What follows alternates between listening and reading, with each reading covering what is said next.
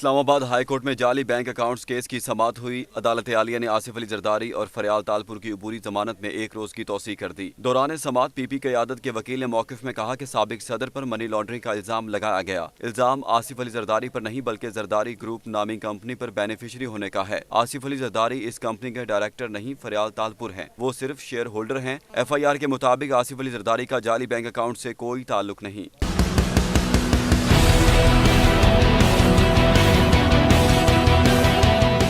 NAB prosecutor نے اپنے دلائل میں موقف اختیار کیا کہ 32 اکاؤنٹس کی تحقیقات میں ہزاروں بینک اکاؤنٹس کا لنک ملا۔ تمام دستاویزات شواہد کے طور پر موجود ہیں۔ جعلی اکاؤنٹ سے کی گئی ہزاروں ٹرانزیکشنز کا ریکارڈ موجود ہے۔ جسٹس عامر فاروق نے ریمارکس دیے کہ 1.5 گھنٹے سے دلائل سن رہے ہیں اور آپ ریکارڈ ہی نہیں لائے۔ عدالت نے نیب سے کیس کا ریکارڈ طلب کرتے ہوئے اگلی سماعت جمعرات تک ملتوی کر دی۔